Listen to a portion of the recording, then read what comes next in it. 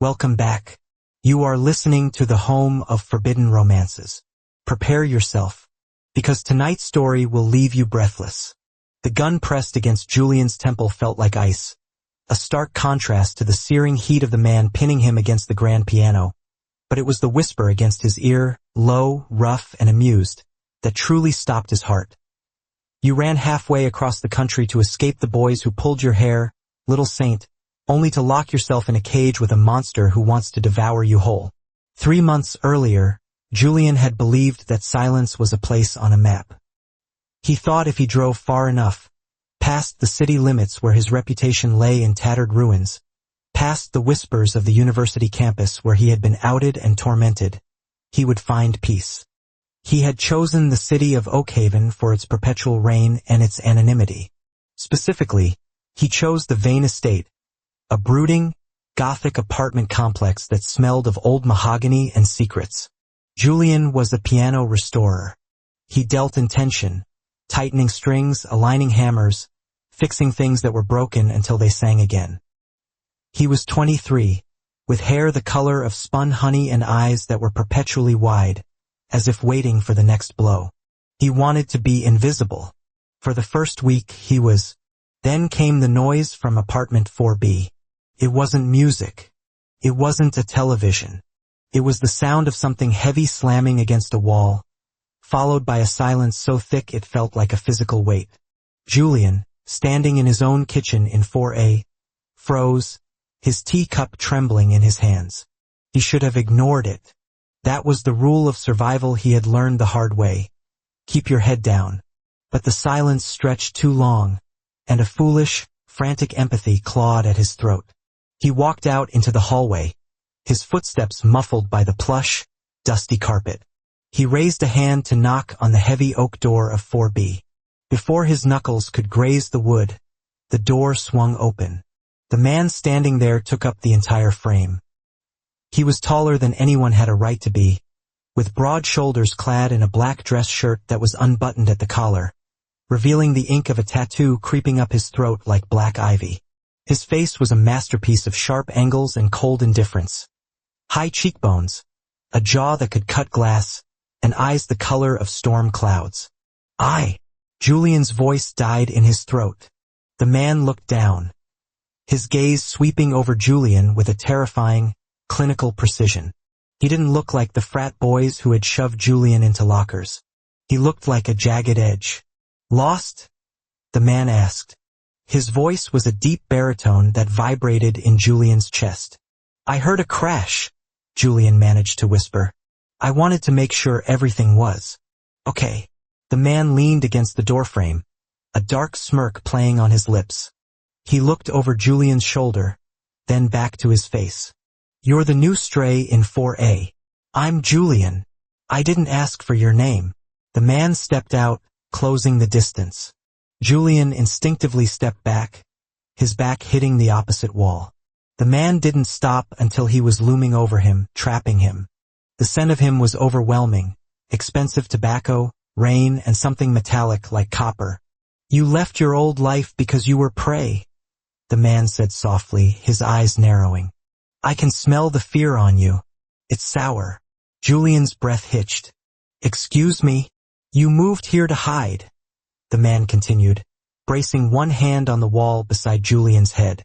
But let me give you a piece of advice, neighbor. Don't knock on my door unless you want to see what's inside. And you really, really don't want to see what's inside. He pulled back, the smirk vanishing into a cold, hard line. My name is Cassius. If you hear a crash again, turn up your music. It's healthier for you. The door to 4B slammed shut. Julian stood there, trembling. He had run away from bullies who used slurs and fists. He had just met a man who used silence and psychological warfare. He realized, with a sinking dread, that he had traded a pack of hyenas for a single, solitary wolf. The weeks that followed were a study in escalation. Cassius was not a loud neighbor in the traditional sense. He was an invasive species. Julian would wake up to find a small, black box outside his door. Inside, a single, perfect truffle or sometimes a very expensive bottle of wine. No note. It was a power move, a way of saying, I know you're there, and I can reach you. When they passed in the hallway or the elevator, Cassius wouldn't speak. He would just watch. He would watch Julian fumble with his keys, watch the flush rise on Julian's neck.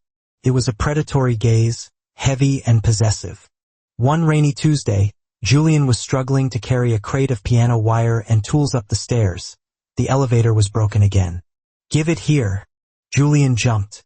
Cassius was behind him, looking immaculate in a charcoal three-piece suit, despite the humidity. I've got it, Julian stammered, clutching the crate. Cassius didn't argue. He simply reached out, his large hands encompassing the crate and Julian's fingers. His skin was scorching hot. He pried the crate from Julian's grip with effortless strength. You have pianist's hands, Cassius noted, his voice devoid of mockery, stating it as a fact. Fragile, precious, useless for labor. They aren't useless, Julian snapped, a rare spark of defiance igniting. They fix things. Cassius stopped on the landing, turning to look down at him. The shadows of the stairwell cut across his face. Do they? Or do they just gloss over the cracks? Why are you so cruel? Julian asked, the words tumbling out before he could stop them. I haven't done anything to you. Cassius took a step down, forcing Julian to look up. Cruel? You think this is cruelty? He laughed, a dark, humorless sound. Cruelty is telling you that you're safe when you aren't. Cruelty is letting you believe that the world is kind. He leaned in, his lips inches from Julian's ear. I'm not bullying you, Julian. I'm hardening you, because you're soft. And soft things break in this city. He carried the crate the rest of the way up, leaving it at Julian's door before disappearing into his own apartment. Julian stared at the closed door of 4B. He hated him. He hated the arrogance, the intrusion. But beneath the hate, something else coiled in his gut. A dark, electric thrill. Cassius saw him. The bullies back home had only seen a target, a stereotype. Cassius saw him right down to the marrow of his bones. The turning point came a month later. Julian had been working late on a Steinway restoration for a client. The smell of varnish and dust hung in the air of his living room. He was exhausted, his defenses low. He went down to the corner store at 2 a.m. for milk. It was a mistake. The three men were waiting near the alleyway entrance of the apartment complex. They weren't from his past, but they were cut from the same cloth, predators looking for easy sport.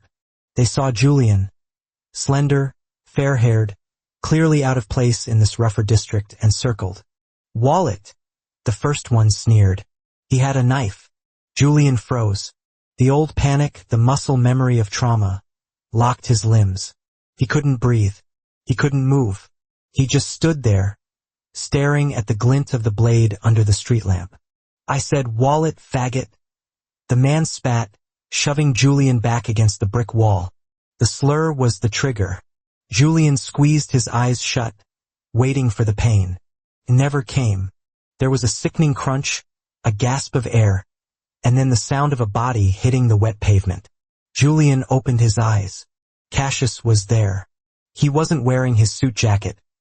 His white shirt was rolled up to the elbows, revealing the full tapestry of ink on his forearms. He held the man with the knife by the throat, lifting him off the ground with terrifying ease. The other two attackers hesitated, then lunged. It was a massacre. It wasn't a fight. It was an execution of violence. Cassius moved with a fluid, lethal grace. A knee to the gut, an elbow to the temple. He broke the arm of the man with the knife with a casual, sickening snap. Within 30 seconds, the three men were groaning on the ground, broken and bleeding. Cassius didn't even look winded. He adjusted his cufflinks, then turned to Julian. Julian was shaking so hard his teeth chattered. He was terrified. Not of the muggers, but of the man standing in front of him. This wasn't a neighbor. This wasn't just a tough guy. This was a killer. Cassius walked over to him. He reached out and Julian flinched violently. Cassius paused. His eyes, usually so cold, darkened with something unreadable. Slowly, deliberately, He reached out again and cupped Julian's face. His hand was stained with the mugger's blood, a stark red against Julian's pale skin. "Breathe," Cassius commanded. You killed them," Julian whispered. "They're breathing," Cassius said dismissively, "though they won't be walking for a long time." He thumbed a tear from Julian's cheek, smearing a streak of blood. "I told you, Julian. Soft things break." "Who are you?" Julian choked out. "I'm the nightmare that eats other nightmares," Cassius replied. "Come." "You're shaking." He didn't give Julian a choice. He took Julian's arm and led him inside, past the doorman who studiously looked the other way, and up to the 4th floor. But he didn't take Julian to 4A. He took him to 4B. The apartment was a shock. It was expansive, decorated in minimalist modern Gothic. Black leather, chrome, and an entire wall of glass overlooking the rain-slicked city. But what drew Julian's eye was the grand piano in the corner, a Bosendorfer Imperial, worth more than Julian's entire life. "Sit," Cassius ordered, pointing to a velvet armchair. He went to a sideboard and poured a glass of amber liquid. He brought it to Julian. "Drink. It's brandy. It will stop the shaking." Julian took it, the glass clinking against his teeth. The burn of the alcohol grounded him. Cassius pulled a chair opposite him, sitting with his legs spread, elbows on his knees, watching Julian with that intense, unnerving focus. "Why?" Julian asked, his voice returning. "Why did you help me?" "Because you're mine," Cassius said. The air left the room. "Excuse me?" "You live in my territory," Cassius said, his voice dropping an octave. "You breathe my air. You exist within my perimeter. That makes you my responsibility. No one touches what is mine. Not the trash on the street. Not the ghosts from your past." "I'm not a thing," Julian argued weakly. "You can't just claim me." "I already have," Cassius countered. "Why do you think the rent was so cheap for a place like this? Why do you think the landlord never bothers you? I vetted you the day you applied. Julian Vane. Runaway. Artist. Victim." Julian stood up, anger finally overriding the fear. "You stalked me?" "I investigated a potential security risk," Cassius corrected calmly. "But then, you arrived. And you played." He gestured toward the wall they shared. "I can hear you, you know, late at night, when you think the world is asleep. You play Chopin like you're weeping." Cassius stood up, towering over him again. "I have insomnia, Julian. Terrible, violent insomnia.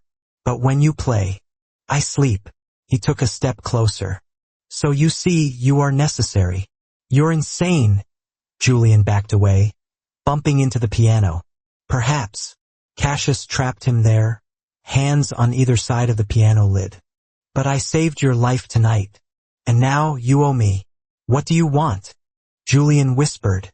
"Play for me," Cassius said. The command was soft, almost a plea, masked in dominance. "Play for me right now." Julian looked at the blood on Cassius's shirt, then at the desperate, dark hunger in his eyes. He realized then that Cassius wasn't just dangerous. He was starving. He was a man drowning in his own darkness, and Julian was the only lifeline. Trembling, Julian sat at the bench of the magnificent Bosendorfer. He lifted his hands. He played a nocturne, the notes melancholic and sweet, filling the tense air. Out of the corner of his eye, he saw Cassius sit in the armchair, close his eyes, and for the first time, the tension drained from the mobster's shoulders. The dynamic shifted. It became a twisted, silent routine. Julian would come home. He would find a gift, now more personal. Sheet music, a rare tea blend, a cashmere scarf. In the evenings, Cassius's door would be unlocked. Julian would enter not as a guest, but as a ritual. He would play. Cassius would listen, sometimes drinking, sometimes reading documents that looked like death warrants. They rarely spoke, but the air between them grew thick with unspoken desire. It was a slow burn, a fire stoked by proximity and the strange, magnetic pull of their opposite natures. But peace is fragile when built on violence. It was a Friday when Julian's past finally drove into town. Not a random mugger, but Marcus, the ex-boyfriend who had outed him, the one who had made the video that destroyed Julian's social standing. Marcus had found him via a tagged photo online from a client. Julian came home to find his door kicked in. Inside, his apartment was trashed. The restored piano was overturned. And sitting on his couch was Marcus, grinning, holding a baseball bat. "Found you, Jules?" Marcus sneered. "Thought you could just leave?" Julian turned to run, but another man blocked the doorway. "We just want to talk," Marcus said, standing up, "and maybe finish what we started." Julian backed up, tripping over a broken chair leg. "Get out. I'll call the police." "Police won't get here in time," Marcus laughed. He raised the bat. Then the world exploded. The wall, the shared wall between the apartments, didn't just shake. It seemed to vibrate with a guttural roar. Then the front door, where the accomplice stood, was blasted inward. Cassius didn't look like a man this time. He looked like a demon. He was holding a gun, silenced, sleek, and deadly. He didn't ask questions. He didn't hesitate. He shot the man in the doorway in the kneecap. The man collapsed with a scream. Marcus froze, the bat wavering. "Who the hell are you?" Cassius walked into the room. He stepped over the screaming man as if he were a puddle. He looked at the overturned piano. He looked at Julian, huddled in the corner, pale as a ghost. Then he looked at Marcus. "You broke his door," Cassius said. His voice was terrifyingly calm. "You broke his piano. Stay back," Marcus shouted, panic rising. Cassius holstered the gun. "I don't need a bullet for you." What followed was violence so precise, so controlled, it was almost artistic. Cassius dismantled Marcus. He broke the bat. He broke Marcus's nose. He threw him through the glass coffee table. When it was over, Marcus was unconscious, and Cassius was standing in the wreckage of Julian's life, breathing hard. He turned to Julian. The rage in his eyes faded, replaced by that terrifying, overwhelming concern. "Are you hurt?" Julian shook his head, mute. Cassius walked over, crunching glass under his boots. He scooped Julian up into his arms, carrying him bridal style. "My apartment," Cassius said. "Now. And you're never coming back to this side of the wall again." In the safety of 4B, the adrenaline crashed. Julian sat on the edge of Cassius's massive bed, shivering. Cassius was on the phone, barking orders to a cleanup crew. "Get rid of them. No, not the police. The other way. Make sure they never find Oakhaven on a map again." He hung up and turned to Julian. "They won't bother you again," Cassius said. "You're a criminal," Julian whispered. It wasn't an accusation. It was a realization. "I am the head of the syndic," Cassius corrected. "I run this city, and the only thing I couldn't control was my own mind. Until you." He knelt before Julian, placing his hands on Julian's knees. The power dynamic flipped. The monster was kneeling before the saint. "I tried to scare you away," Cassius confessed. "In the beginning. I knew if you stayed, I would ruin you. I would drag you into this life. But you were too stubborn. And now, it's too late." He looked up, his eyes burning. "I am worse than them, Julian. They wanted to hurt you for fun. I want to keep you for myself. I want to lock you in this tower and burn the world down if anyone looks at you." He reached out, tracing Julian's jaw. "Is that worse? Or is that love?"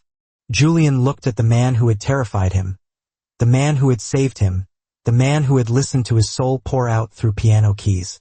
He realized that the bullying, the intimidation, the intrusion, had been Cassius fighting his own nature, trying to keep Julian at arm's length before succumbing to the gravity of his obsession. Julian reached out, his pianist's fingers brushing against the ink on Cassius's neck. He felt the rapid, thunderous beat of the mobster's pulse. "It's terrifying," Julian whispered. Cassius leaned into the touch, closing his eyes. "But," Julian continued, "I don't want to be safe anymore. I want to be yours." Cassius's eyes snapped open. He surged up, capturing Julian's lips in a kiss that tasted of iron and brandy and desperation. It wasn't gentle. It was acclaiming. It was the storm finally breaking. 6 months later, the wall between 4A and 4B had been removed. The apartments were one. Julian sat at the Bosendorfer, playing a complex, soaring Rachmaninoff piece. He wore a silk robe that cost more than his old car. On his finger was a ring of black obsidian and gold. Cassius stood by the window, watching the rain fall over his city. He turned, his eyes locking on Julian. The look was still predatory, still possessive, but there was a warmth there now, a fierce protectiveness that shielded Julian from everything. Julian finished the piece, the final chord hanging in the air. "Come here," Cassius commanded softly. Julian smiled, standing up and walking into the arms of the monster who had bullied his way into his heart. And that is how the viper tamed the wolf. If you enjoyed seeing Julian trade his fear for power, destroy that like button. And tell me in the comments, would you forgive a lover who destroyed your enemies, even if he was a villain himself? I'll be reading your answers. Subscribe for the next chapter. Until then,